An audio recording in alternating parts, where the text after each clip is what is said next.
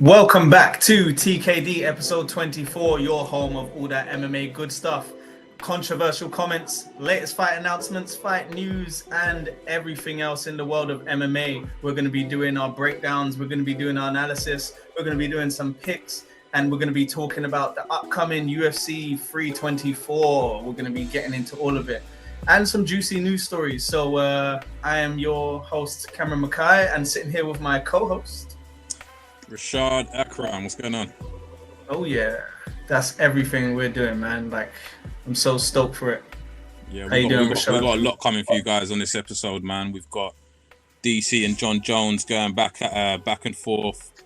We've got massive fight announcements, and obviously we will be covering UFC 323, people. Yeah, so stay locked in, man. Stay locked here. What's new with you, Cam? Oh, mate, work always. I feel like I say work every time, but it really is just like exponentially, just like sucking me dry all the time. Sucking you dry, yeah. we want to get a new cat to Oh, make really? yeah, we want to get a new cat, like a kitten or something, because we feel like my cat's getting lonely. Oh, that's sad. Yeah, maybe a new, because we had two in it at the start, so it's been kind of weird with one, so we need to hit back to two. House feels kind of empty. Bro, it's so funny you said that, because I felt like I really want a cat. I don't know why, man. Since I lost my cat this year, man, I don't know. It's weird not having a cat around the house. You know what I mean? Usually, even though my cat sort of just does its own thing, and I just let it, because we're both introverts. You know, me and cats are both introverts. That's why I like cats. Cats just sort of mind their business and come over when they're ready. But yeah, it just feels like there's a bit of a void, man. And I've been wanting, like, I'm saying to myself, especially if I lived alone. I'm definitely getting a little kitten or something, man. Oh, for sure, man. You need Yeah, I a feel you on it, bro. companion. You Yeah, need the companionship. 100%, man. Yeah, But man. what's have you got Oh, I forgot what I was gonna ask you, man. Oh, this weekend. Are What's that? we streaming together? You're gonna announce it now, then, since you haven't told me, bro. Are we streaming together this Oh weekend? man, I'm gonna no, put some pressure on you, bro. we're gonna have to do split screen. We're gonna have to do split screen, man. Split We screen. have to do split screen. Hey, don't worry about your dad's You put me birthday, on the bro. spot. Hey, listen, don't worry about your dad's birthday, bro. Hey, take that, relax, man. Don't worry about your dad's birthday. He don't need you there, Yeah, innit? yeah, we can hold it off for another You week, can, maybe. your dad can hold that L, man. Just tell him, hey, listen, big man. I've got more important things to do. You know? I've got a stream. I've got a stream to run. Go watch UFC, like. You know what I mean? I do every weekend, but I forget milestones, man. it's my rap this time. It's my rap. But it's my rap, man. You know, I got to see the gas tank. I understand, son. I reckon he will. He'll be very good. Hey, listen, anyone that's met Cameron's dad or doesn't know Cameron's dad, the guy is extremely stoic. Like, really, like, I don't think I've ever seen him give any emotion apart from, hi, you right, guys? Oh, okay. That's funny. I'm like, wow, he's really kept this up. I remember I've known Cam since I was like, how old?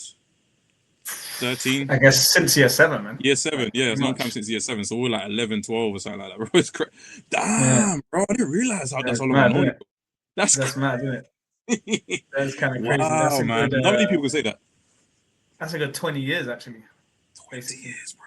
20 years. 20 years deep in the game, That's bro. it. We don't change faces. We keep the same ones around. You know what I'm saying? When you think about it, we've known each other for longer than we haven't known each other. That's mad. You know, that's actually crazy. Yeah, I've known you more of my life than I haven't. Yeah, that's mad. That's a bit mad. Oh, damn. Well, should we get into it? Roster cuts and signings. Take it away, sir. Well, we need wrong tab. So we need or do I even need the tab for this? No.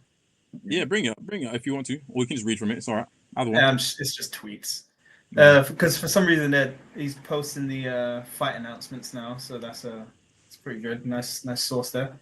That's good, shout out.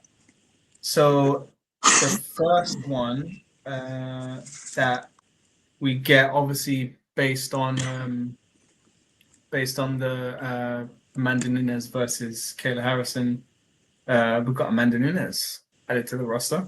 Yeah, nice, sweet man. Good to see you back. Yeah. And then we have since then, since November 21, not really any new signings since then, Oh, according to Russell interesting. Watch. Yeah. The last one before that was Yaroslav Amosov, and we spoke about that. Oh yeah, yeah, we Uh, did speak about that. Yeah, Let me check the log. Because let's see what we can pull up here. the log is always the log's always been letting me down recently. Oh, has it? Yeah. I think you need to verify my email. Yeah, But not yeah, really so man, any.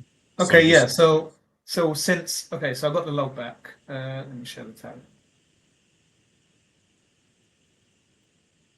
So let's take a really, look what at we this. got is we got Yeah. Amanda Nunes. Okay. So Yeah, we we've got sort of covered that, haven't we? Yeah, yeah. yeah, Mohammed Makhayev cut for some Wait, reason. what do you mean Yeah, Mohammed Makayev cut yeah, I 2025? know. I don't What? know what that's about.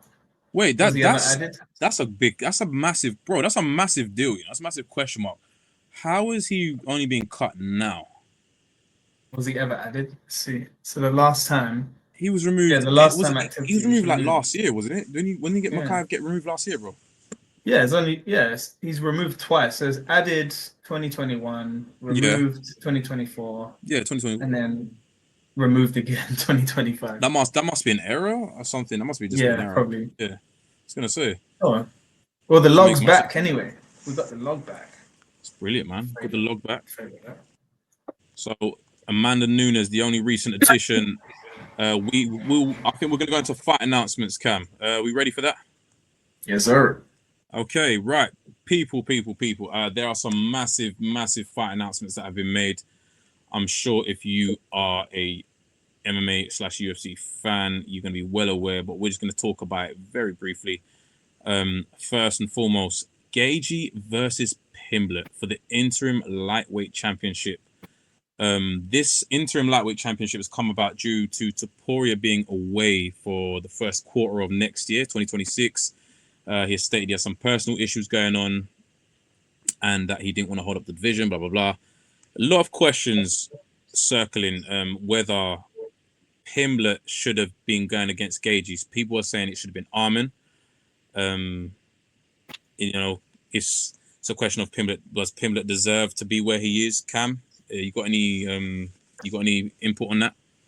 Yeah, I do. I mean, like, I've been saying this for time. I said like so many times that he wouldn't fare up to most of the people in the rankings, and it's true. Like, look who he's done he's done it worse than Sean O'Malley, to be fair, because like Sean O'Malley at least was fighting a lot of guys, and then he's did fighting like really tough guys who were on his level or even considered above his level. Pimblett, I feel like in every fight he's had, although there's he can't beat this Pardon me. guy, he can't beat that guy. I felt like we were all extremely confident that he would win, and I don't think he's ever been given a fight where he's truly been like, oh, you don't really know, sort of thing. It feels like they all feel like setups, Yeah. and I feel like Gaethje is on the sort of cusp of like a sort of setup fight where it's like, Dude, okay, yeah. yeah, he's very aggressive. He wins fights. He's definitely like a top contender. He was in the running for a title shot, everything like that. But it feels like tail end of the career. Also, his style is kind of very reckless, and that's kind of perfect for Paddy because Paddy kind of thrives in that get close kind of style. So it's one of those ones, man. And like I'm not convinced. I hear it's an interim, but now I feel like he's not going to be I don't think he's going to be a dominant champion. I think there's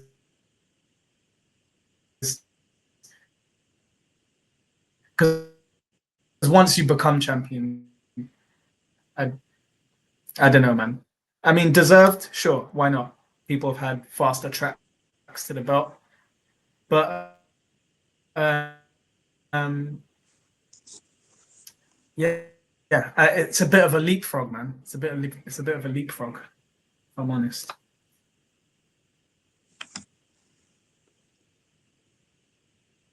Yeah. Can you hear me, Cam? Cam, can you hear me? So just a bit of a delay here. Yeah, I'm back. Yeah, One sec. that's Oh, wait, okay, it's all right. okay, We only had a few seconds of silence, but yeah, I was going for it. okay. We're back now. Yeah, you can edit that out, buddy.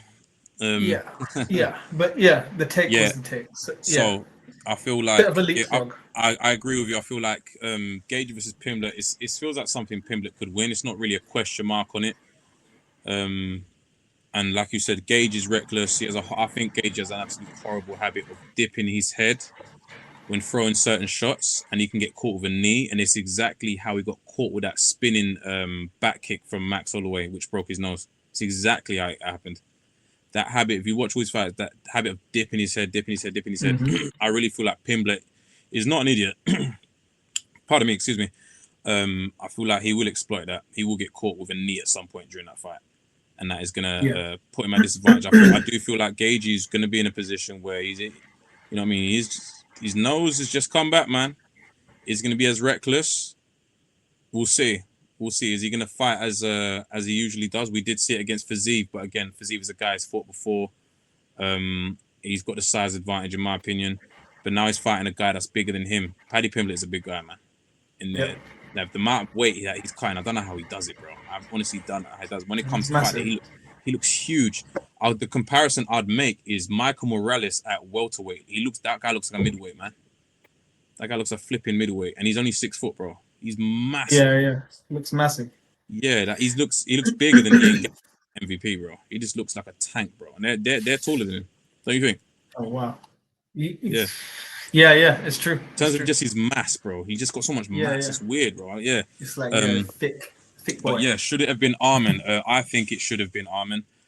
Arman's just come back. He's made weight. He's proven that he can, do what he has to do, man. It was a very dominant performance over Dan Hooker. Why they're snubbing Arman it just doesn't make any sense to me. It makes no sense. I just wanna I do wanna just look at Arman Tsarukyan's record real quick, because I think I had a sort of discrepancy in whether he was actually deserving, but I have to see it. Oh, okay. Again. He's got wins over top 5 contenders, bro. It's not wins. Let me just see. Regardless of whether it was split or whatever, he has beat who he needs to beat, you know. Okay, here we got there, Cam. So in 2022, so his win streak starts at 2022. Damir Ismagulov. Then we've got Joaquim Silva. I don't know if they were top 5. No, Joaquim Silva, no. Benil Dariush has never been top 5, as far as I'm aware. And then from there, Charles Oliveira, and then Dan Hooker. So okay, Dan Hooker is always top 10, but I got that wrong. this is his last win since April of last year. Like not even April of this year.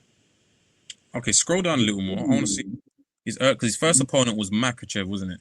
Like his first ever. I could be getting that wrong. Yeah, he lost to Makhachev in 19. Yeah. So I mean, he's got the wins, but I don't know, man. I think it's his strength of schedule was good in the beginning, but then it's like, he's lost to Gamrot there. Yeah.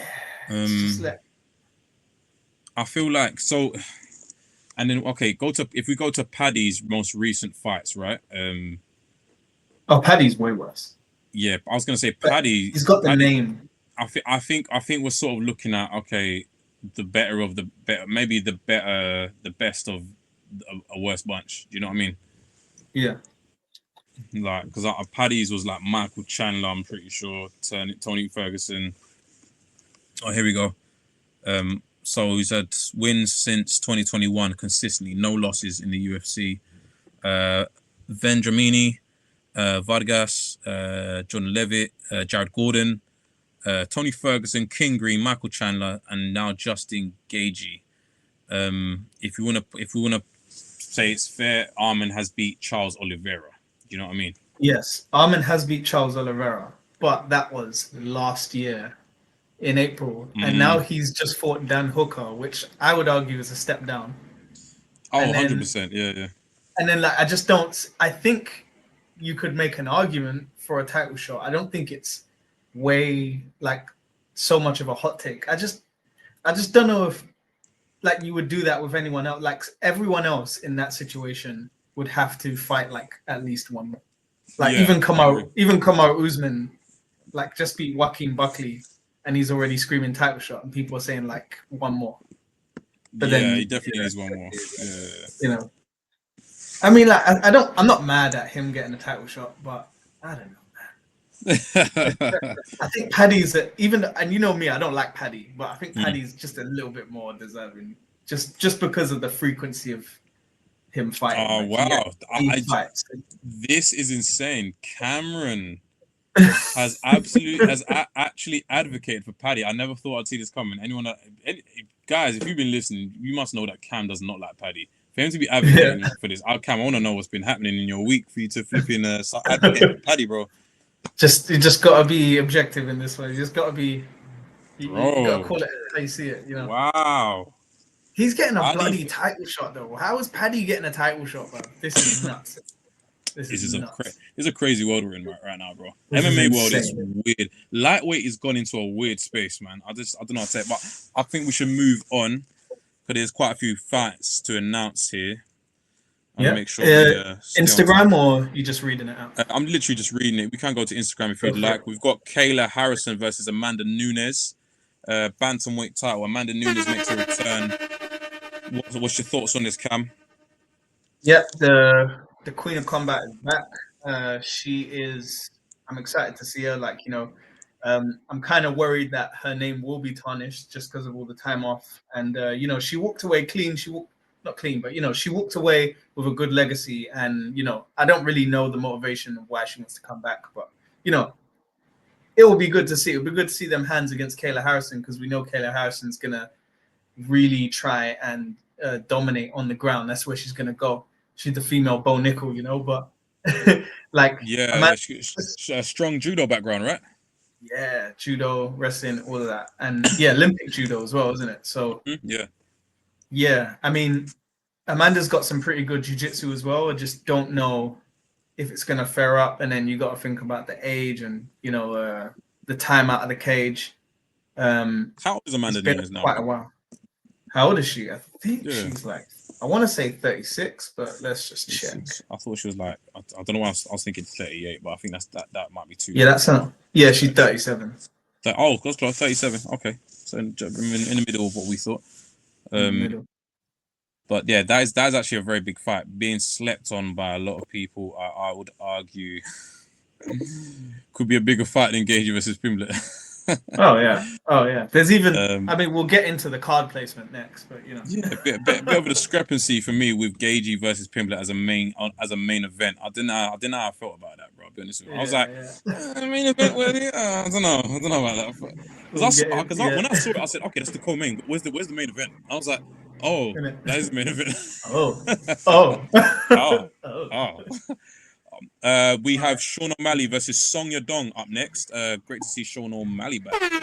Damn, what's your thoughts, man? Bro, sure. Great to see Sean O'Malley back and fighting, and fighting someone like as a good matchup. Like this is a very good matchup. It's a good opportunity for Song Yadong to actually break into that conversation. Always loved Song Yadong. I've always loved watching him fight. He is super clean. His striking is very technical. Reminds me of Alex Volkanovski, like a young Volkanovski. Yeah. So yeah, it'll be good to see that, and then it'll be good to see Sean O'Malley back in the win column because we all know, that loss to Marab, that don't mean nothing. Sean O'Malley is still one of the best in the world, especially 100%. as a striker. But you can't base him over his loss against Marab. Marab is just that good. So yeah, I'm excited. I'm excited, man. It's a really exciting fight, man. Really exciting fight, sure. 100%.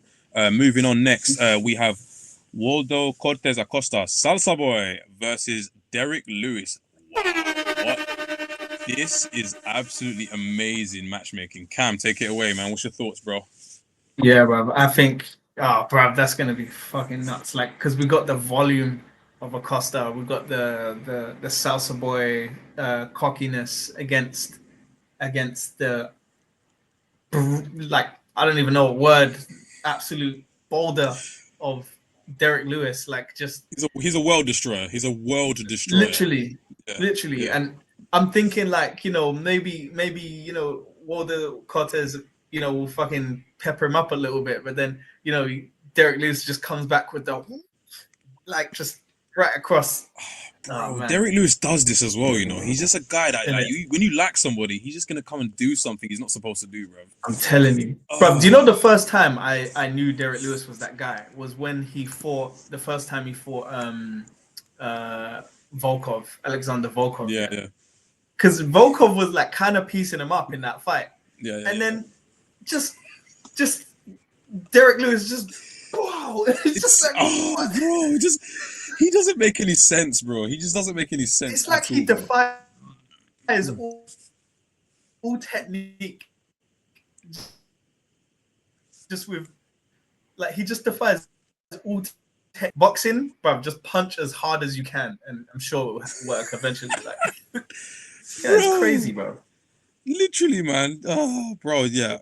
That is, I'm gonna be fully locked in on that one. I'm telling you, bro. I'm definitely, I'll be placing the Oh yeah. parlay.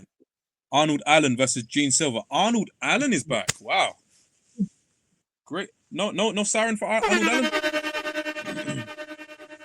Oh yeah. The Ipswich massive. Big Switch up, massive. big up Arnold Allen. What are we Yeah. thinking about this matchup, Cam? Yeah. So like, this is a really good fight for Gene Silva to come back to, especially because it's a very winnable fight. I kind of think Arnold Allen is actually above Gene Silva's level. I'm not saying he's better than him, but I think he's a bit more high level than Gene Silva.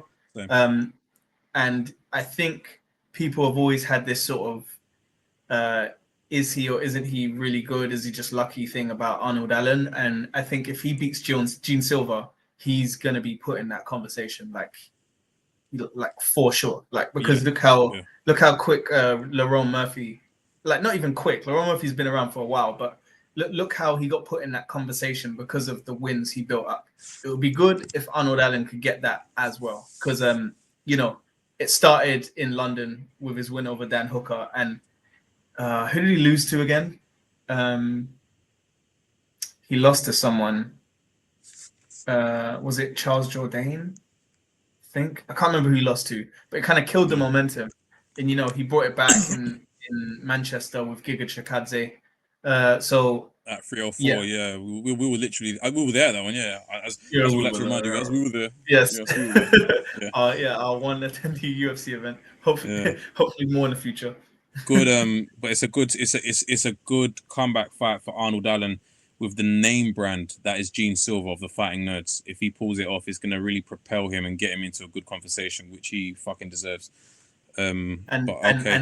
and if Silver loses, then it's more like, oh, the fighting nerds, they're done. It's Yeah, gonna be one it's of them. it's funny that if one loses, then the whole brand is fucking ruined. Yeah, The only one thriving at the moment is Paratis. He yeah, just thrives, man. He's so yeah. good, He bro. does. He's so flipping good. He Um, is. moving on next, we have Umar Nurmagomedov versus Davison Figueiredo. Ooh, ooh. Are we not? Is that we're not gonna get a?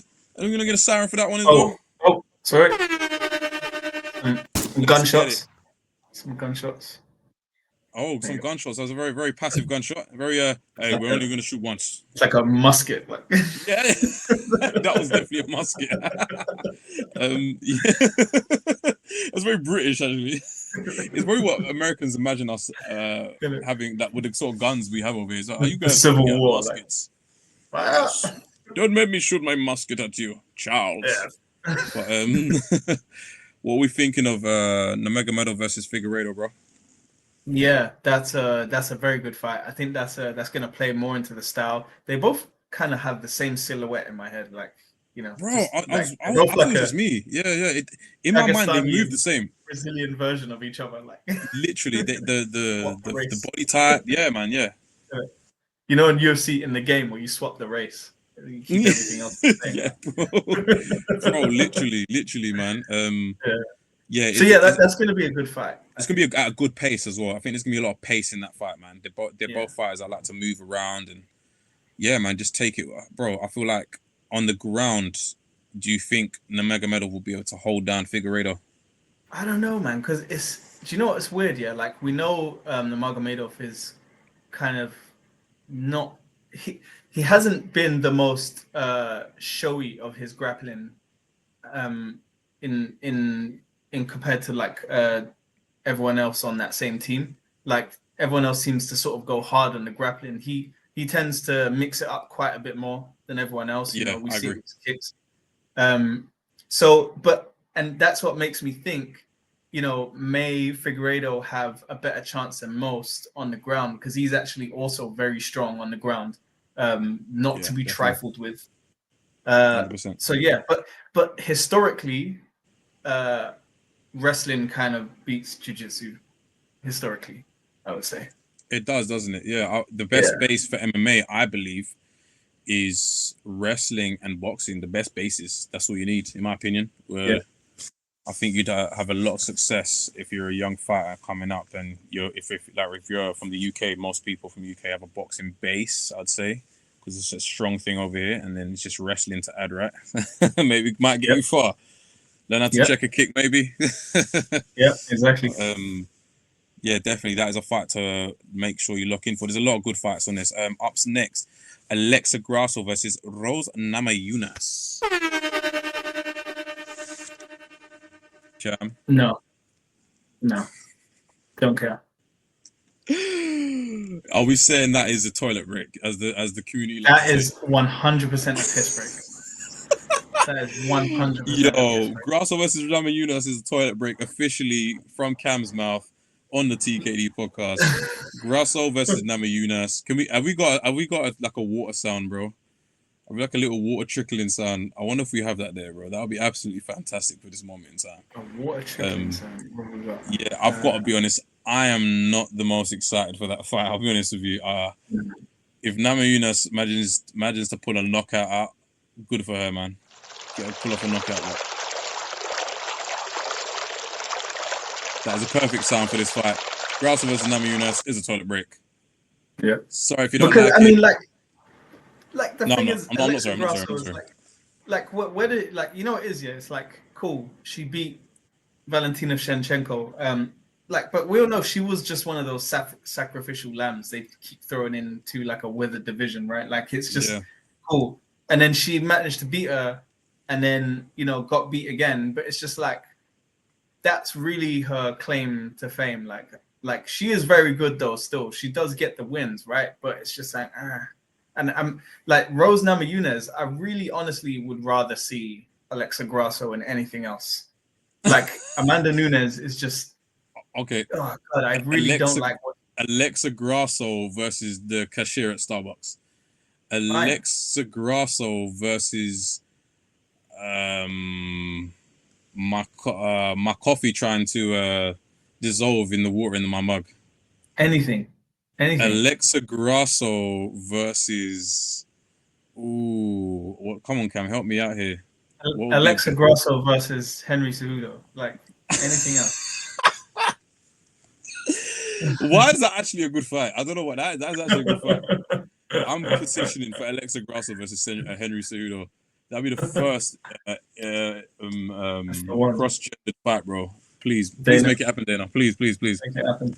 Okay, lastly, we have the Cameroonian powerhouse who's been making a lot of headway in his division. It is Arteba Goutier versus Andre Polyaev. These names. Polyaev, never say his name. There's been some not speculation, but what's the correct word for this? Yeah, there's been a lot of chatter saying that Arteba Goutier should be getting a ranked opponent. Cam, can you please bring up his record?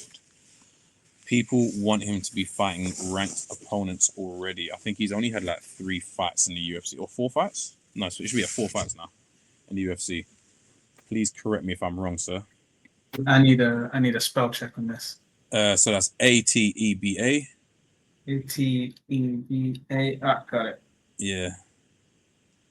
Just get a look at it, pull up his record And and see. what do we want? Record, yeah? Just his UFC record. Just want to see how many fights he's had in the UFC so far. I think it should be around 4. Right.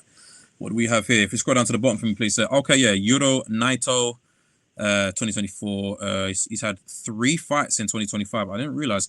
Jose Daniel Medina, Robert Valentin, yeah, Tristan Vines, and now he's got Andre Pulyaev. Now, every single one of his 4 fights was done by KO. And if you haven't watched this man fight yet, please lock in, because he's looking like he could be a very, very big threat. Very Francis Ngannou-esque. But he needs, like I said, we're going to see how good his technical ability is when he gets a proper opponent or someone to match his motion, should I say, at the moment. Cam, what are we thinking of Arteba Guti? Have you watched him yet? Yeah, man. Like I've seen bits. Absolute destroyer of worlds. You know, look at all those first round knockouts and plus the second round knockout. Strength of schedule is his strength here. I mean, yeah, he just ride the momentum, man. Ride the momentum. I definitely think he can get a ranked opponent soon or top 10. Is Pulev ranked? I don't think Pulyaev is ranked. I don't think so. No, he's not ranked. Lost to Chris Leroy Duncan. I don't think the caliber's there against Arteba Guti. I'm already betting round 1 knockout Arteba Guti. I mean, yeah, historically that kind of makes sense. Because I got the last one exactly as I bet. I said Arteba Guti round 1. If we go back, I think it was round 1, was it? Yeah, it was round 1. Absolute savage knockout. Okay. Lastly, UFC 325 Volkanovski versus Diego Lopez, 2, the most controversial matchup that has been made so far in the news. People, Cam, bit of insight on. I want to hear your opinion on this, man. I've been dying to hear your opinion. We haven't spoken about this yet. I said it. They shagged Lerone Murphy big time, right? Like, we all know Volkanovski is the one that called out Lerone Murphy after his win over Pico. And what's wrong with the UFC? Why are they doing that? Why are they putting in Lopez too? It's like, cool, that was a cool fight, but I don't know if Lopez has even done more than Lerone Murphy in that sense. Like, he's come with the short notice fights and he's made it exciting and stuff, but Lerone, he hasn't walked away from all of those a winner, and Lerone Murphy has been absolutely consistent. Hasn't pulled out of fights, doesn't get injured. He's been there and he's beaten the people that were supposed to beat him, right? Like, it's just like if we look at his record here, first 2 fights in the UFC, obviously contender series against Joanderson Brito, and then Movsar Evloev was his first loss, technical loss. Then Gavin Tucker win, Sabatini win, Sadiq Youssef, I remember that one, that was a win. Daniga, yep, remember that. Brian Ortega, and then he lost. That's when he got the title shot against Volkanovski, which he lost. And then he's had 1 fight, Gene Silva, and then he gets it again. I'm gonna say this now, yeah. I really feel, that there has been some sort of spitefulness in the UFC sometimes, man. I don't understand why Diego Lopez versus Volkanovski 2 was made. It for me, it doesn't make any sense at all. Why is Evloev being shagged first and foremost? Forget Lerone Murphy. Why is Evloev still being shagged? Okay, he's boring, but he still deserves a title shot. You know what I'm saying? He's beat the guys that are actually getting title shots. This is what's mad, bro.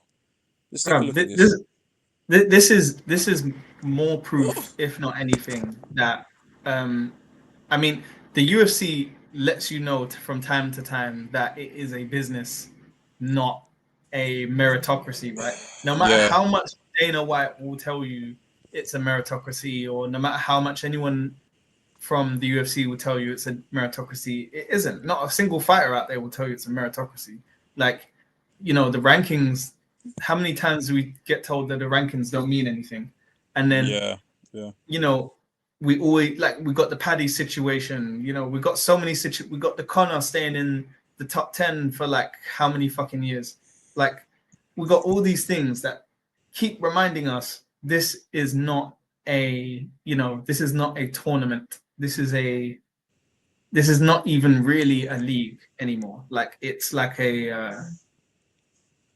I don't know. It's kind of like boxing again. It's kind of going back into that old boxing thing where where you're going for popularity over rankings. What makes sense, right?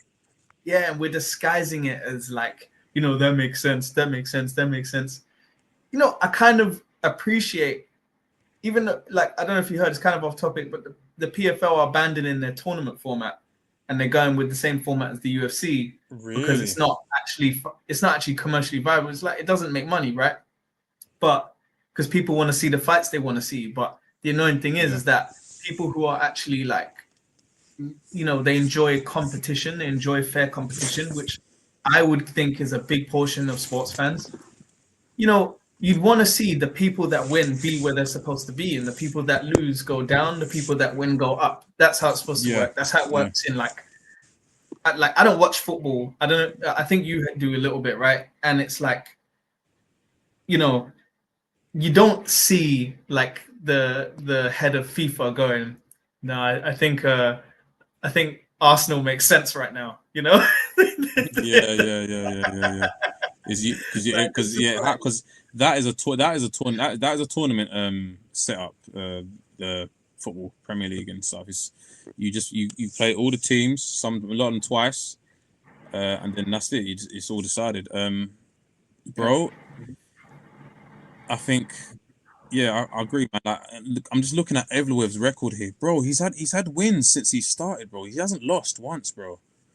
And his last four, Cam, Aljamain Sterling, Arnold Allen, Diego Lopez, Dan Ige. Who is more deserving than Evloev right now, bro? Is there anybody in that division? Bring up the rankings. Is there anybody in the division that is more deserving than Evloev? I don't understand. Not really. What does he have to do, really? I mean, do you know what the only thing is? The only thing that goes against him is what do you mean? He, the schedule is not good. The only thing I would say, because I think to be frequent, you have to actually fight. I would say at least 2 times a year, at least.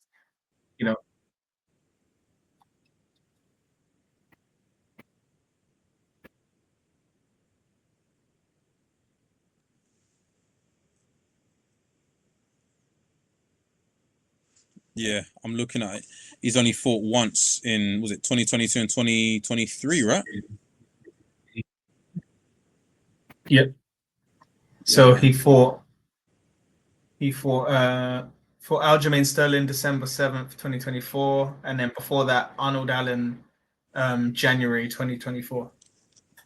Okay, so if let's say they say to Movzar, right, okay, you win your next one, guaranteed title shot. Who is he fighting? Is it gonna be Yair? Because there's no one really for him to fight. Movzar versus Lerone. I feel like Movzar versus Lerone. Lerone's already talking about going. Pardon me, going up to lightweight, isn't he? Whether he does that, yeah. Do you think he'll stay?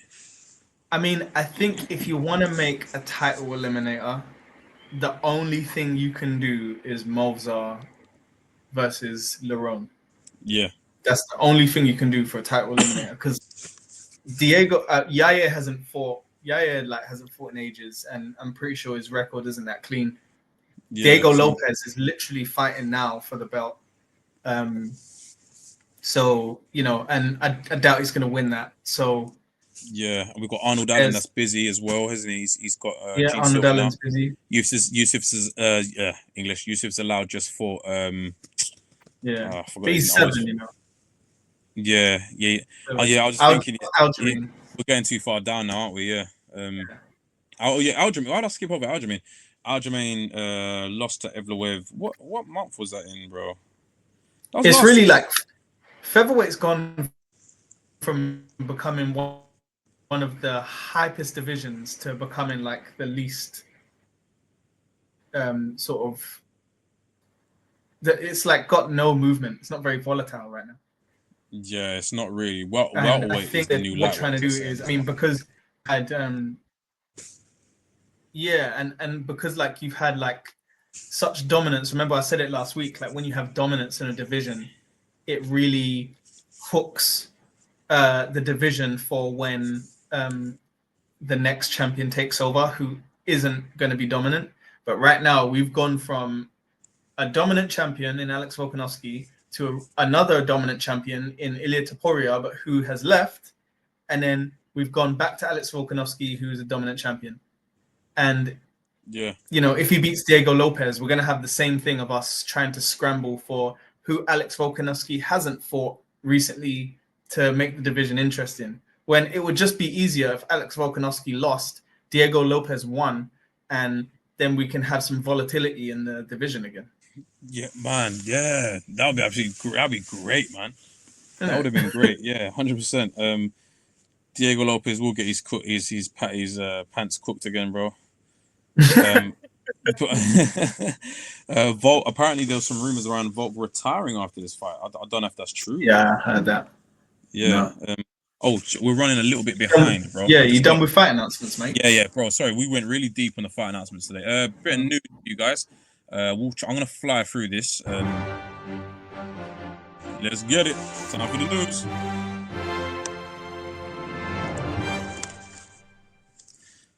Recently, in Tonight. MMA media, we have John Jones going back and forth with DC. Right, yeah. So Are we doing Daniel Instagram posts? Cormier on a post. I'll get round to that one there, Cam.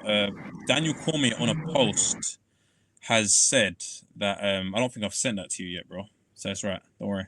Yeah. So Daniel Cormier on a post, he left a comment saying, "Why is John not with his family on Thanksgiving?" The videos of pretty much John hanging out and chatting with Hamza and his group, and you know John Jones weren't gonna be like, yeah, he weren't just gonna ignore that, man. John Jones responds saying, "Imagine a man getting his ass kicked, and years later he's still pondering how I spend my holidays, brother. That's not your concern. That's a long term. That's not concern. That's a long term rental, utilities included." He also had a video of him going down the stairs or something. I think in his I think it might be his apartment or somewhere. Pardon me. Saying, and he's singing "I own a rent-free mansion in your head" in the tone of like Candy Rain. He says, "My love, I own a rent-free mansion in your head." That's what he said. Yeah, so we've got that happening. We've also got Common Tate talks about his hands wrapping process and his dedication to his brand, often using his own wraps and gauzes out of his own pocket. Cam, if you want to pull up that video, it is in the DM I sent you, Cam. Love Cutman Tate, man. Man that's really dedicated to his craft. UFC's fighter's hands. Yeah. And then it takes 20 minutes to wrap a UFC's fighter's hands. Yeah. And then the tape and the gauze and all that stuff that they give to you, is that all provided from the UFC, or a fighter could bring his own? So I like a certain type of gauze because I feel like it makes my wraps better. So I go with a different style of a gauze, and then I also use UFC tape on the outside and for other things, but I have a brand of tape that I prefer. Oh, so you paying for people's wraps out of your own pocket? And nothing comes for free. Like, and again, it's my product. You understand what I'm saying? So like when you sit down in my chair and I'm wrapping your hands, that's a sign of me. Win, lose, or draw. If you win and your hand hurts, or you lose and your hand's broken, you don't want to with me. And that's another thing moving forward. Like if you want anything in life, you got to be willing to invest in yourself. So I buy my gauze and my tape that I use to wrap the fighter's hands, and I'll do the outside with the UFC tape. But I have a brand that I prefer that I think does the job for me and what. Yeah. Yeah. So, Great to see. yeah. Cam. That, thoughts. I think it's crazy that he buys his own tape. Because, you know, if you work like every company has an expense form of some kind, you know, you Yeah. work for a company, like you should. I mean, like that's cool. I think that's cool that he's actually taking actually attention to detail and using the brand of tape that he needs to use. But come on, man, expense the UFC. Be like, UFC, you know, this tape is good. Let me get a Bro, you know how reimbursement for that. tight the Like, the UFC hell? is, bro. And even look at the most recent marketing, bro. We get Dana going on lives promoting fights instead of trailers, bro. Yeah. What the fuck, bro? It's because they're just such a corporation. They're so corporate now. Like it's just they're trying to squeeze every bit of efficiency out of everything. It's like, do we need to do this? Do we generate enough money from this? We don't need to do this because they probably generate the same amount of money off of Dana doing lives than they do with those big extravagant promos that we used to get. Yeah, Like literally, it's bro. insane. There's probably no And reason like for it. Yeah. yeah, but I can't see them not. I can't like the thing is where they're not tight is when they invest in themselves. They invest Yeah. in themselves very heavily down to a lot of finite things, and you would think that Cutman Take could at least get an expense for. That's what I would have thought. Yeah, at least You know? for something like that. You know what I mean? Because they're not cheap, but I can't imagine he's rich. You know, There's a lot of fight. Yeah, it's a lot of fighters he's got to do that for, man. There's a lot of fights throughout the year. And he's at majority of those events, bro. So I wonder if he's a contractor or he's like an actual employee. ooh, Because if he's a contractor, that would kind of make sense. You know, yeah, I think that's a to question. pay That's something we need to himself. delve into at some point, man. Whether he's a contractor or not.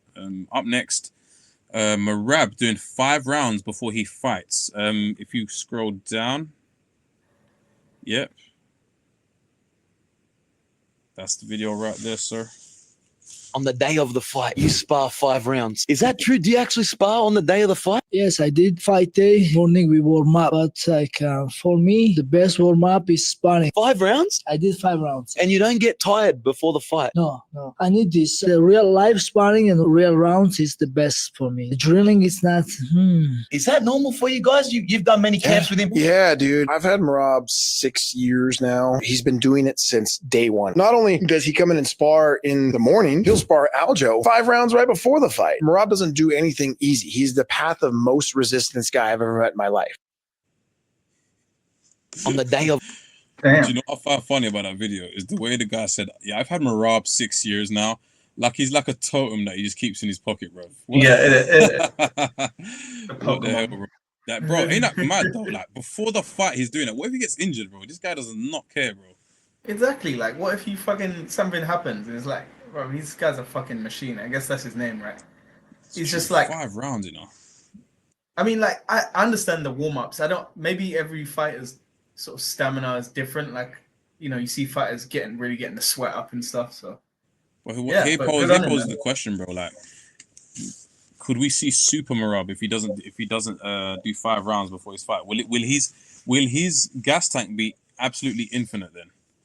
that's true. If he just did the one, just worked up a quick sweat and then. What if he goes to Dana, yo, and give me a 6th round? They're like, what? Yeah, give me 6th and 7th round. Ah. Maybe his cardio is so high that he actually needs more rounds to warm up. Oh, that's true. That's true, bro.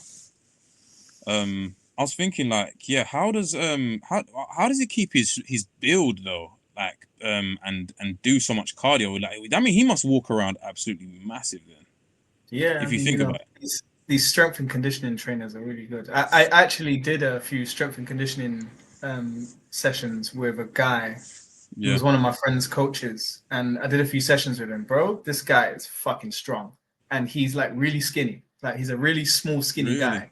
But when you feel him, you put a bit of pressure on him or something. Like, bro, this guy is absolutely strong, and he'll be like, yeah, do this, do 10 of these and 20 of these, and take a 10-second break and all that. And I'm like, bro, I cannot fucking do that. Like, So some of these strength and conditioning guys, like I can imagine at a high professional level, like Marab, I can imagine they are. Like, Someone said, I can't remember where I saw this. Someone said that obviously Marab being a smaller guy, they just thought, yeah, whatever, you know what I mean? They could probably take him being, you know, a smaller guy. But they said when they made sort of like contact with him, I don't know if it was a fan, and they said he felt like steel, like almost like a rock when they touched him. Like put a bit of pressure against the guy. Just his frame, he's like rigid, like imagine. dude. All right. Well, I've got two more bits here. Mackenzie Dern paying her child's father to be a father. You can just read that article there, Cam. Okay, so Mackenzie Dern opens up about her frustrating custody battle and significant financial burden it's placed on her UFC career. Feeling forced to pay her ex-husband just to be a dad. He comes with his whole map of how my career will be. Like, oh, that's going to be that she's going to win the belt here in a couple of years, and she's going to make this money. I'm like paying his lawyer fees to get my money, and then I'm paying my lawyer, and then I'm paying him just to be like a dad. Yeah, that's crazy, man. Like deadbeat dads out here, bro. Like this guy is an absolute villain. Like he might go in my top 20 villains of all time, bro. Because what the hell, bro? I've never heard of such a conundrum, bro. He's getting money out of his ex-wife. I don't know if they were married, but yeah, partner, bro. Dude is ex-husband, yeah. Ex-husband. I don't know how he's pulled this off, but bro, man, it's sad for Dern, man. Sad for Dern. Yeah, it's always tough when you get these personal things come up, and you wonder if it's ever going to affect their career and stuff like that. And we've got a very a big lack of context here, but this guy obviously sounds like a leech. Sounds yeah. We are missing some context, but still, yeah. Just from the sounds of it. From the sounds of it. Last bit now. Just to add though, John Anik's gonna mention that the next fight. she's having lawyer battles with her ex-husband. It's fine. I've recently found out that she has to pay him over £1 million every 6 months. Hey, John Anik, stay out of people's business, bro. Stop people's business during fights. What is that even about, bro? Wants to get personal, just real quick, like. Bro. Dude, not everything is a sponsorship, bro. Last thing, we have Ngannou. This is a bit lengthy, but we'll go over it quickly. He said Tom Aspinall did the right thing to stop fighting after the eye poke. I think that should be in there, my brother. If you scroll up or down, don't have it, man. Did I not say that to you, boy? Did I not say that to you, boy? Keep going down, boy. I ain't got it. Oh, damn. Well, in short, I'm trying to remember off the top of my head now. Ngannou was pretty much praising Tom and saying, look, man, how many things can go wrong if you can't see? And he said it was a clear eye poke. He doesn't understand all the hate. I'm paraphrasing it. And sometimes you just have to do these things to protect yourself. Long story short, which is great to see some support from the big man, the big Cameroonian man, Francis Ngannou. Big man. That's it. Big man himself. Yeah, the world destroyer. Okay, last we're gonna move into UFC 323, guys. The breakdown, the mull over, the opinions of what us two have on this event, which it looks quite good, man. It does look quite good, I must say. Even if the let's see, where was it? Where we got it there, Cam? UFC 323. Right. Okay. Bringing it up. There it is. Oh, it's like the page is working for you today. Isn't that lovely? Oh yeah, it's nice and smooth. What a flipping card though. The card is so flipping busy, bro. That's the only way I can describe it. It's a busy card. It's a busy card. Mohamed Naimov versus Myron Santos, first bout of the night. Tajikistan versus Brazil. Wait, before we get into this, yes, sir. Before we get into it,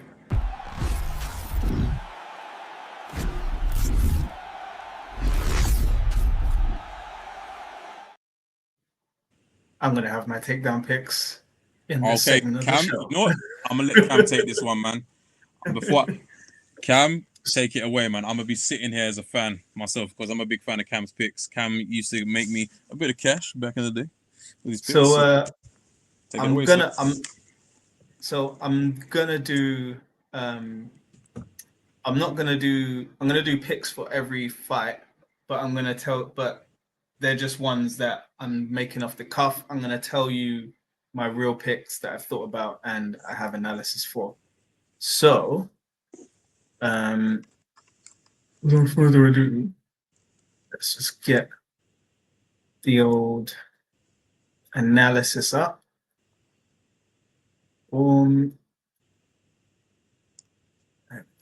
Start fun. That bad boy right there. Okay, so yeah, let's do a pick for every fight. Hey.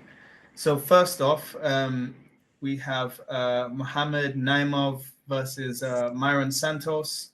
Now, Muhammad Naimov, I think, is doing actually quite well in the UFC. Let's just check out Muhammad of what's he got? So yeah, so had his debut in 2023. Beat Nathaniel Wood, beat Jamie Malarkey, lost to Felipe Lima, but beat Eric Silva, and then beat Bogdad Grad, and beat Khan Ofli. So very good. Like your song with the names. Bogdad. I think it's Bogdan. Yeah, Bogdan. Sorry, Bogdad Grad. Bogdad. I like Bogdad. Islam Makhachev. Islam Makhachev. Yeah. Yeah. So, good confidence in him. So, but the thing is, like, right, we got Myron Santos, who's coming off of the Ultimate Fighter. I think he's had some victories in the UFC. I can't remember if he. Yeah, so he's fought a few times in the UFC. He's fought fought Khan Ofli, Commons, fought Francis Marshall, beat Sadiq Youssef. Yes, that was it. I remember Sadiq Youssef. So this is actually a really good matchup. The only difference here is experience. So for this one, I think I'm gonna go for you know what though? Now that I'm thinking about the way they fight. I remember Muhammad Naimov. I think for this one, off the cuff, I'm gonna go Myron Santos. He seems quite energetic, he's youthful, and the striking is definitely good, and he's got knockout power. So I think I'm gonna go Myron Santos for that. Ding. Sweet. Oh, hold on. Next up, we've got Mansour Abdul Malik versus Antonio Tricoli. So based on, I think Mansour Abdul Malik is quite a good knockout artist, if I remember correctly. Yeah, I think he is. Yeah. Yeah. So I think for that one, I'm gonna go Mansour Abdul Malik.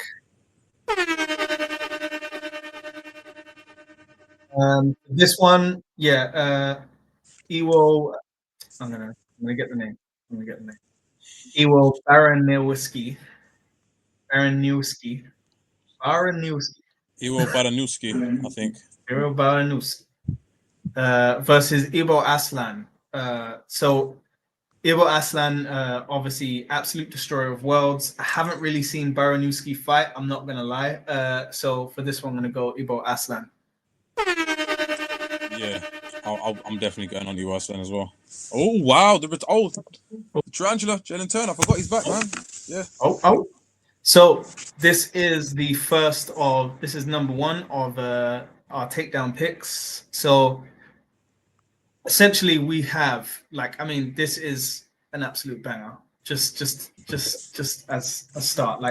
Edson Barbosa coming off of his multiple retirements, and Jalen Turner coming off of his shortest retirement of all time. Two technical vets of the game coming in. We got Barbosa plus 210. We've got Jalen Turner at -258. So some key metrics here. We got a 75 inch versus 77-inch reach advantage. Obviously, Jalen Turner being the latter, he is absolute massive lightweight. The differential with their striking accuracy is actually not that big. You know, it's actually very similar, give or take 50. So it's about 50%, give or take 5%. They're coming in at the exact same knockout wins, despite Edson Barbosa having much more experience. You know, Barbosa's got the 14, Jalen Turner's got the 15 knockout wins. So, you know, Edson Barbosa being 39, Jalen Turner 29. Jalen's got the youth on his side, right? So it's just some key metrics to keep in your mind. Now, Barbosa's path to winning, you know, he has to use his legendary kicks. I mean, that no wind up leg kick or the legendary spinning back kick. He needs to try and create space to do this. He needs to punish Turner's legs and the body from the outside. He needs to leverage his veteran cage intelligence, you know, just to avoid any of that early rush that Jalen Turner's going to try and bring to him. So, like, his best chance is to drag out the fight into the later rounds, I would say, just in case, like, Jalen Turner's power is going to fade, right?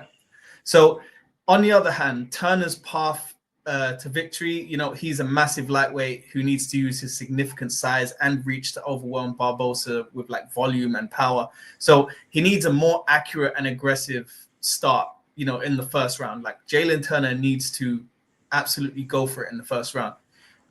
Being the taller guy as well, you know, he needs to make, you know, a 39-year-old lightweight essentially just wilt, which hopefully shouldn't be too hard to do. So obviously this is the classic passing of the torch. You know, Turner's a dangerous finisher. Barbosa is, you know, he's also like a dangerous finisher. It's fairly even when you look at things on paper, but my betting leans towards Jalen Turner just from things like youth, speed, you know, size, advantage, all these things. So, yeah, I'm going to go Jalen Turner for the dub on that one.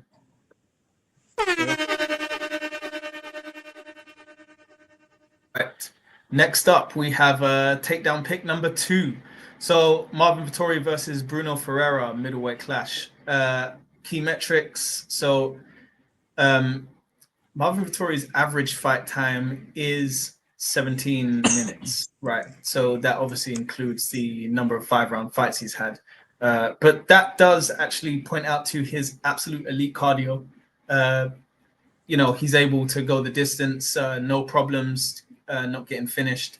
So that is, I don't know if it's actually been finished, but there's something really to just take note of. Like, because if he doesn't get finished, does he take the points, right?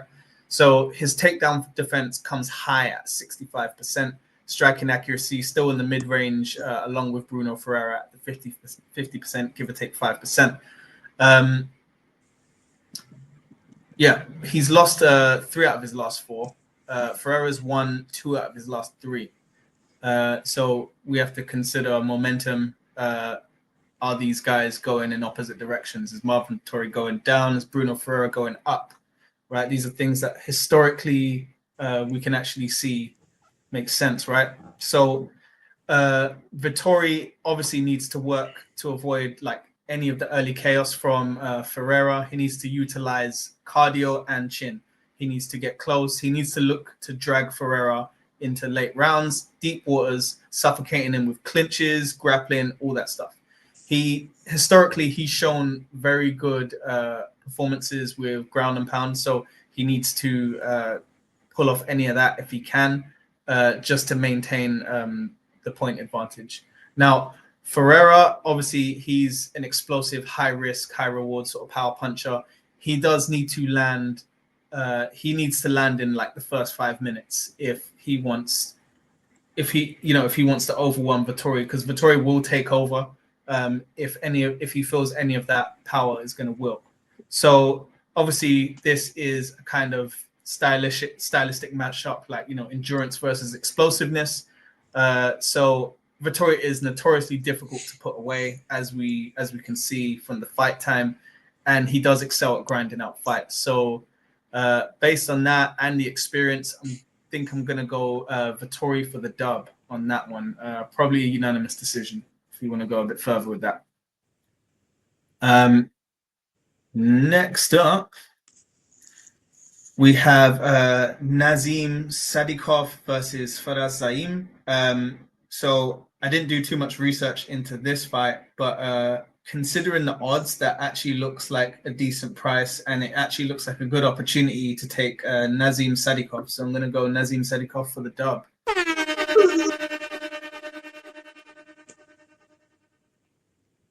Okay, next up we have our takedown pick number 3, Macy Barber versus Karine Silva, women's flyweight bout. So, we do have quite the this is like quite the matchup. Like, so both of these girls are like top of their game in their respective disciplines. We've got a 7-fight win streak for Macy Barber versus a 5-fight win streak for Karine Silva. And both of them are like absolute threats in their because we got like Macy Barber, she's good everywhere really, like when you think about it, but Karine Silva is absolute beast on the ground. She got 10 submission wins to her name, so she's definitely something to think about. So Barber, she's sort of the high volume striker, and she probably is the better wrestler than Karine Silva. Her goal is really just to use like her wrestling offensively, not to hold position, but she wants to disrupt Silva's rhythm, pressure her against the cage, keep fighting and striking where she can have like the statistical advantage everywhere. So you don't want Karine Silva to be in guard, you don't want Karine Silva to be on the ground, you want to keep her pressured against the cage, standing up where you have like the main advantages. But Silva, on the other hand, I mean, she's a dangerous finisher. So she is going to have to be able to bait Macy Barber into like a wrestling exchange, which Macy Barber's probably going to do. Maybe catch a submission in the scramble, but the BJJ skills have to take over in like one of those crucial moments, because Macy Barber is going to be looking for those moments, and she's going to look to avoid them. So all in all, I'd say, everything kind of works in Macy Barber's favor. All the stats, the win streak, the all-roundness. Karine Silva's only got one path to victory, in my opinion. So I'm going to go Macy Barber for the dub on that one. Nice take, sir. Nice take. One round McKinney. Hey, versus Chris Duncan. This is a flipping fight, my friend. Wow. This is a banger, bro. Like, I'm telling you, Terrence T-Rex McKinney versus Chris Duncan, man. Chris Duncan. Our resident Scot, seeing as Paul Craig has left the building. So we got Chris Duncan. We love Chris Duncan. That's it. We love him. So Terrence McKinney, obviously very explosive. Average fight time 2 minutes and 47 seconds. So absolute finisher. Same. Versus Chris Duncan's 8 minutes, right? So they're both really in that finisher department. We've seen it. Chris Duncan, has his own power. Not much to say sort of on the grappling department. These guys are just sort of solid knockout artists, but Terrence McKinney would maintain the wrestling advantage. He does have some wrestling experience. He's got good takedown defense, and he has a submission average as well. So essentially, like, Terrence McKinney's need to look to be explosive early, just kind of like Bruno Ferreira. He needs to be explosive early. His goal really needs to be to just finish and just blitz the first round. If he doesn't, he needs to in second or third, he actually needs to utilize his wrestling. Like, he needs to take down, ground and pound. He needs to do something, because that will more likely have the advantage against Chris Duncan. So Duncan's path is really, he needs to survive the first round. So he needs to rely on that durability and that luck that he kind of has sometimes, right? Like where he just gets into these insane brawls and he ends up winning somehow, or some power of up above or whatever. Like the guy, he needs to just weather that first storm, and then he needs to capitalize on Terrence McKinney's depreciation over time, because we saw it. I can't remember who we saw it against, but we do see Terrence McKinney gas out, and that looks like sometimes it could be a problem. But saying that, you know, this is kind of a sprinter versus a marathon runner, right? So in my opinion, like there is not really much need to pace yourself in a 3-round fight. I think most fighters are have the conditioning to do a 3-round fight and actually be quite explosive. So I think based on that, I think McKinney might have the advantage there. I'm gonna go McKinney for the dub on that one.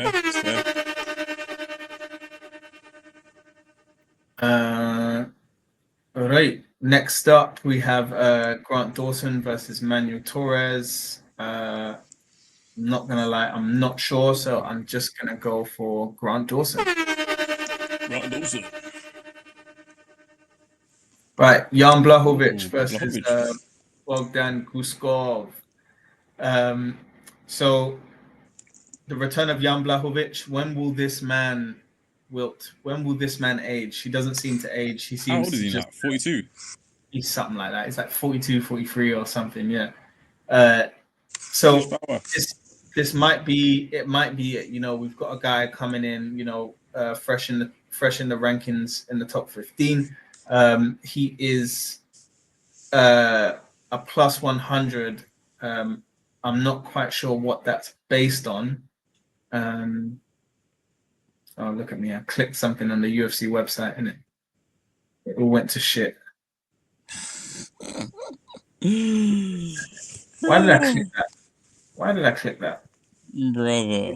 Oh my god! At least you can still see that though. So anyway, I'm gonna pick Bogdan Guskov for the dub on that one. Right. Where were we? We're coming back. Cool. Next up, we have. Scroll down. What's that? Sorry, I thought we'd go all the way up. So I didn't realize we were at the main card already. Yeah. Okay. Yes, sir. We've been on it. Can I just say before you say this, how Peyton Talbot got Henry Cejudo before Raoni Barcelos? Don't understand that. Oh yeah, I mean, but Peyton Talbot. Oh yeah, actually that's a good point. Barcelos. What the fuck, bro? What the fuck? Yeah. What's going on? What's going on there, bro? Another reminder. Where's Raoni Barcelos? Why we got Peyton Talbot there, bro? What's going on? That's it, bro. Another reminder that UFC is a business. But Barcelos is whatever, man. Yeah, as you were, sir. But Peyton Talbot's more good looking. Okay. I think that's what it is. Yeah, they're like, no, Barcelos isn't as handsome. You know, Peyton Talbot's actually quite popular on YouTube. He like, you know, he mixes with a few celebrities here and there. He's done some content with like Tony Hawk. Dude, I thought he was just famous for being bummed by Frank Ocean. I thought that's all it was, bro. Yeah, I heard that as well. Yeah, yeah. He talks about it in interviews like, so cat, that's what I thought the hype was. Like, oh, he's like gay or something.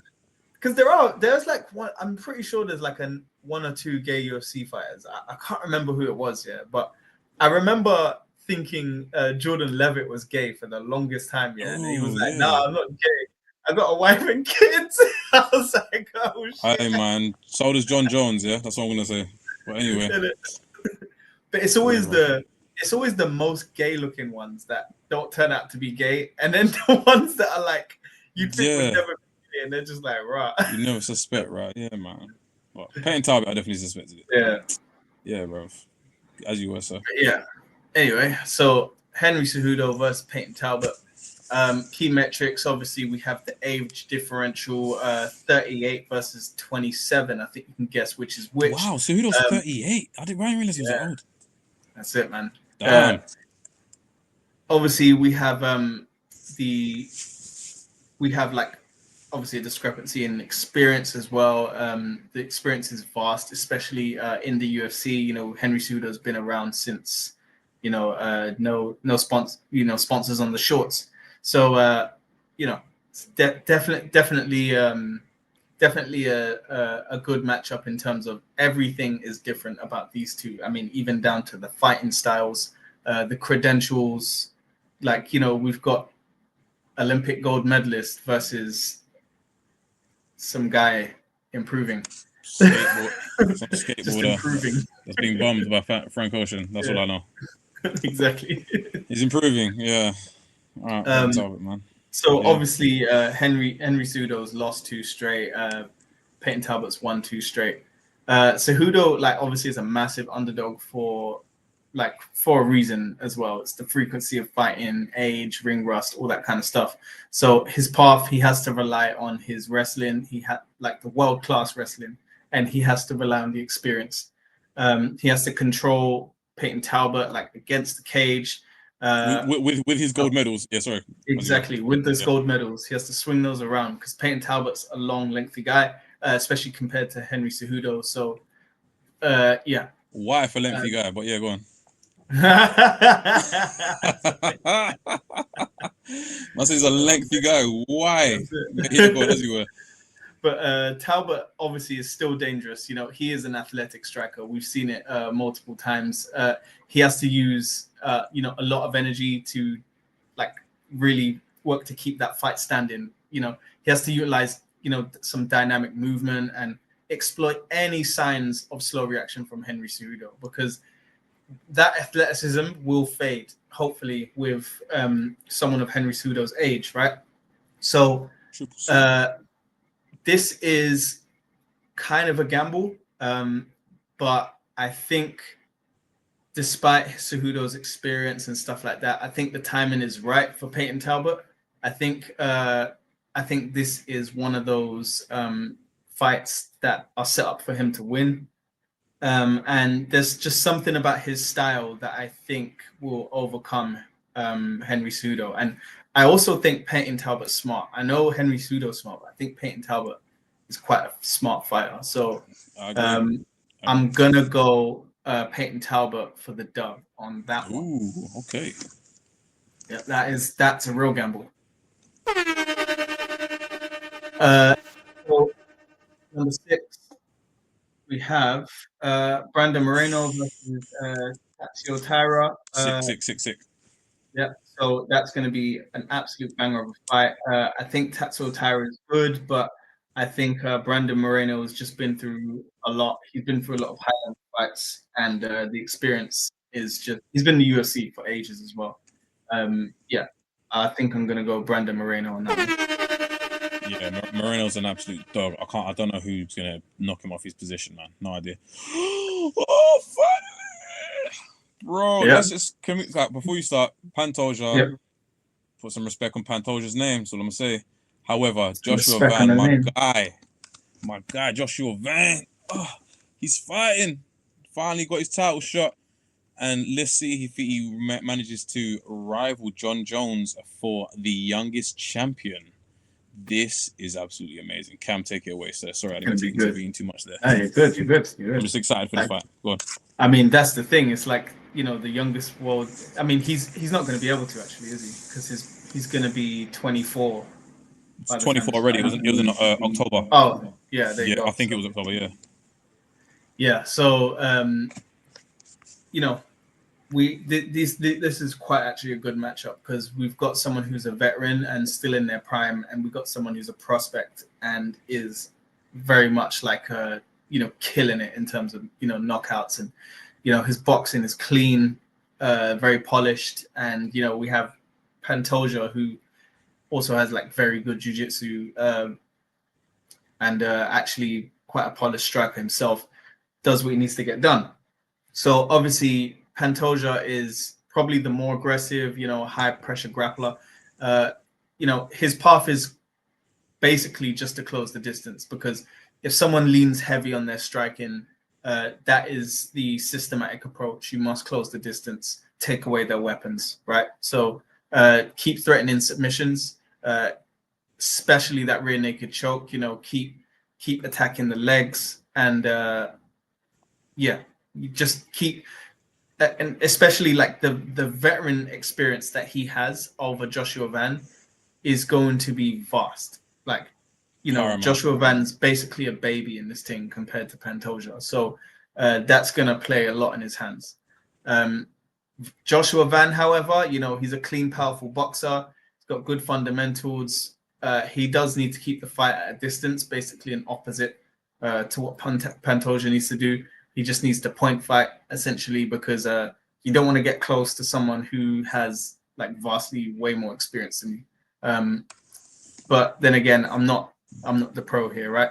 So his main hope is essentially just to keep the fight standing and just weather the storm throughout the fight.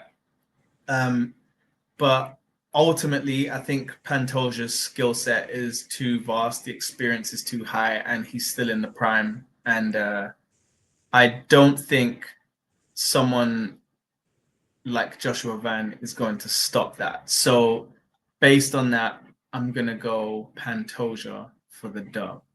Ooh. And I just wanted to add, yeah. So, for anyone listening, Pantoja, you know, we know what he's gonna do when he comes. As soon as he comes out the gate, he's gonna blitz. What he likes to do is obviously he's gonna size you up, blitz forward, back you up to the cage, try to take you down, and try to sub you. That is Pantoja's game plan most fights. But on top of that, I really feel like people underestimate. Pantoja's got a fucking chin, man. This guy's got a flipping chin, bro. I think people forget. It's gonna be really hard for Joshua Van, man, because it's championship rounds now. You know what I mean? We ain't doing no 3-round fights no more, boy.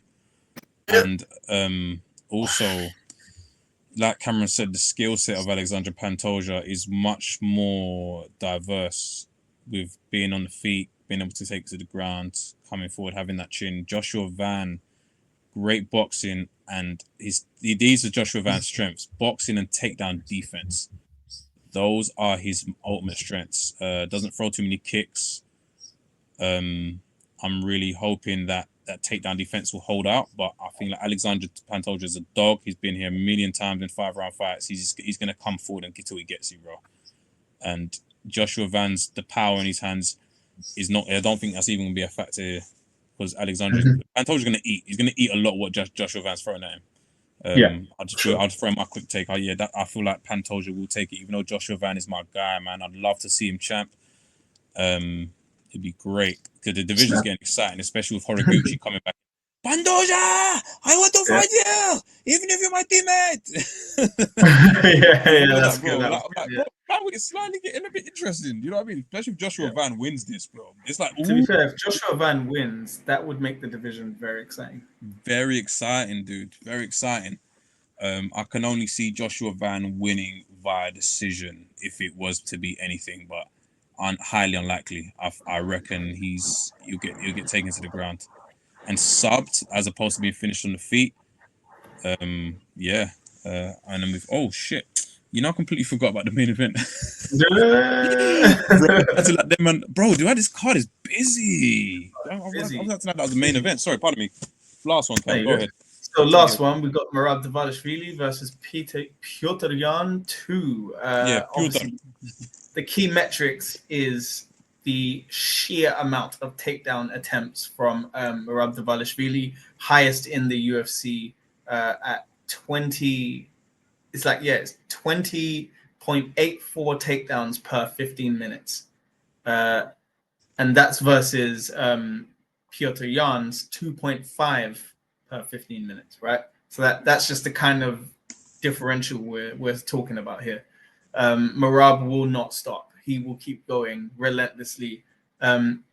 It's very Khabib-esque, because that's not really something Islam does. Like, that's what something Islam was different to Khabib about, which Khabib would relentlessly shoot for takedowns, which is like absolutely relentlessly. And Islam's sort of a submission hunter sort of guy.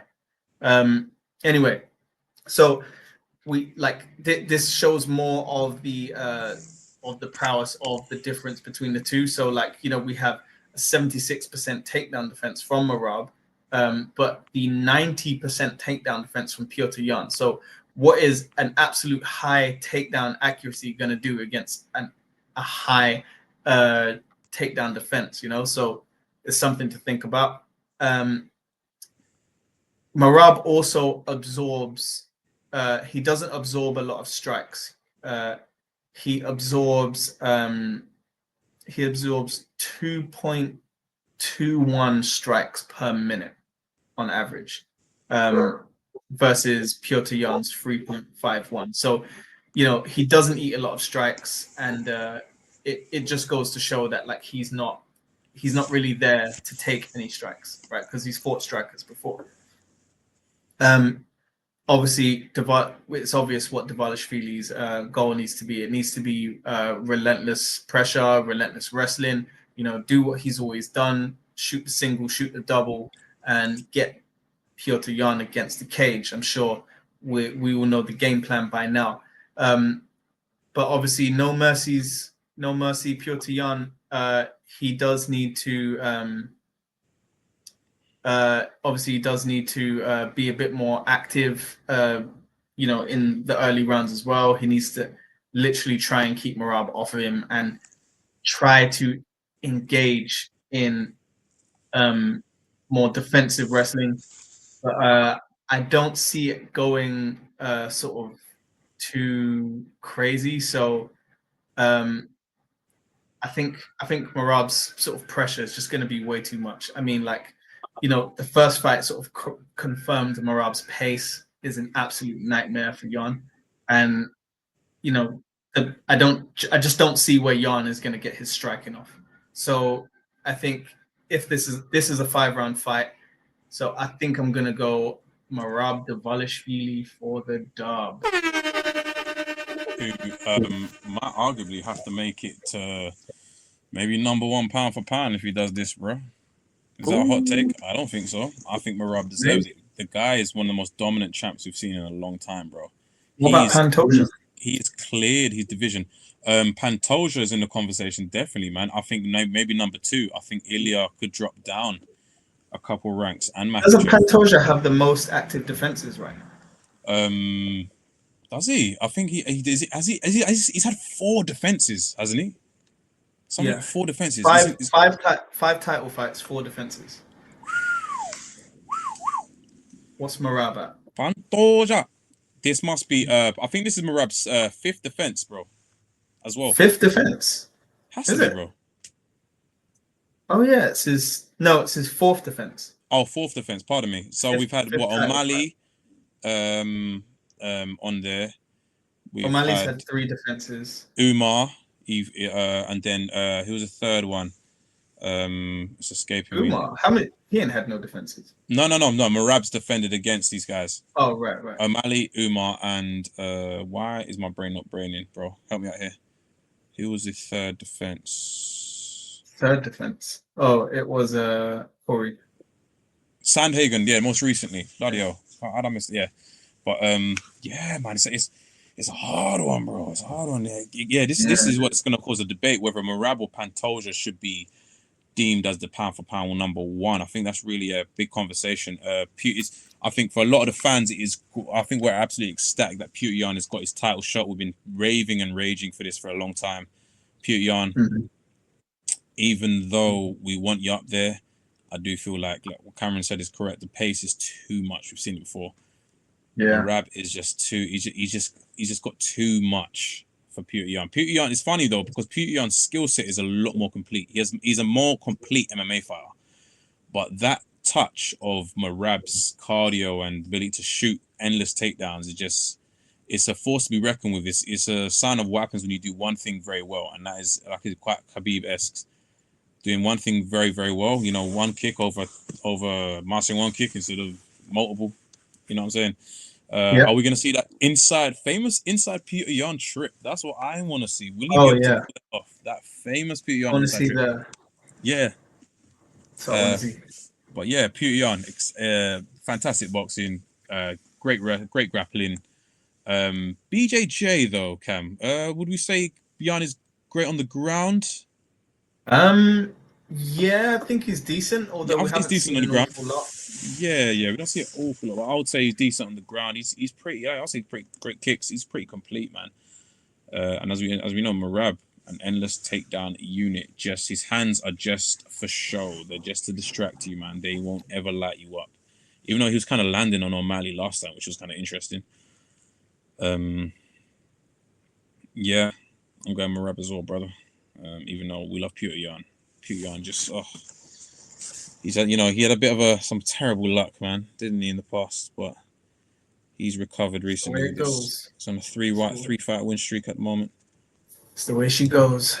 Yeah. Well, should we drop it there? We've gone over quite a bit. Yeah, we'll wrap up there. People, thank you as always for tuning in. We hope to see you on the next episode. If you have any sort of picks that you want to share, please hit us up on our socials. You can find me at Jets Takedown on Instagram. You can find my co-host at Cam Takedown, right there. You can find our main accounts, Takedown UK on TikTok and Takedown.uk on Instagram. Or click the link tree in the description. Oh, we got the link tree in the description now. Sweet. I always put the link tree in the goddamn description, man. I didn't even know, sir. I had no idea. The But link tree, just get everything from goddamn there. we'll see you soon, man. Lock in for some more TKD. See you at TKD 24, people, for the reaction, man. Enjoy this fight this weekend. Hold it down.